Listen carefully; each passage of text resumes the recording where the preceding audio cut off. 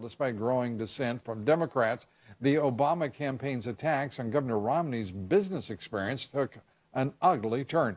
Here is the latest accusation from a top House Democrat, Congressman James Clyburn.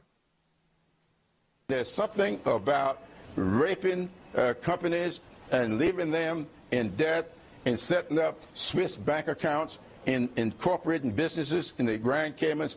I have a real serious problem with that. Well, the Obama campaign tonight saying that the congressman's choice of words was inappropriate. Joining me now, Fox News political analyst Juan Williams. Juan, great to have you here. Good to be with you. A lot of excitement on the campaign trail today. Let's start with the congressman's remarks. He says that he was just using it as a synonym for robbing.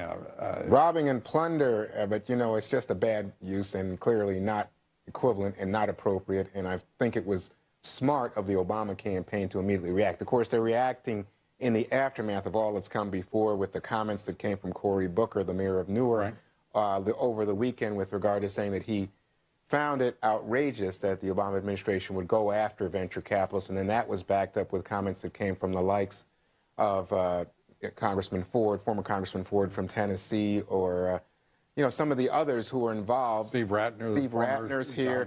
Yeah, but you also see people, it's interesting to me, Lou, people like Bob Schieffer, CBS, comes out and says he doesn't think this is fair. Yeah, what happened to Mr. Mr. CBS? We'll leave it at that. And even Van Jones, famous Van Jones said, you know, don't attack radical green czar Van Jones. Absolutely. And then Ed Rendell, former governor, former head of the party. So I think there see a lot of people saying, wait a minute, you know what, the Democrats do get fundraising done on Wall Street as well, and don't cut off that pipeline by vilifying, by demonizing these people totally. Now, in the case of Clyburn, it's interesting. His specific example was people who engage in payday loans to low-income people. And those are, at times, predatory. There's no question. And the government has had to step in, and they've had to take some responsibility. But you go over the line if you start condemning everybody who's engaged in capitalism. It wouldn't be America without capitalism. Yeah, and it's hard to figure out what in the world Clyburn was really talking about. I think his rhetoric gets out of control. Yeah, well, and he's certainly in considerable company in that regard. This looks like it is just blowing up in the face of the administration's campaign staff. What are your thoughts? You know, I think it's when you go over the line, as I just said to you. I think actually Cory Booker was wrong. I mean, I think the economy is on the table. And I think that it's not just a matter of Mitt Romney saying, I'm running for president because I can get you an economy that performs better than the one under President Obama, that I can make the economy rebound more quickly. And the policies he's used, the stimulus spending and the like, have led us into a deeper hole. So if that's the case, why aren't people talking about and focusing better, and I'm talking about particularly the national media, on this president's economic record, which is a disaster? Right. Yes, and by the way, that's legitimate. The fact is that Governor Romney, indisputably, was an outstanding leader of a major capitalist enterprise that created great value for its investor and created wealth for the country. Correct. And for the administration to take this position, I mean, Cory Booker, the mayor of Newark, I mean, they were messing in his garden. Yes, indeed. Because that's where he gets a lot of his money. Well, that's what I was trying to say to you earlier. And what's interesting is, you remember that in the Republican primaries, Rick Perry, governor of Texas, accused Romney of being what he called a vulture capitalist. Remember that. Newt Gingrich.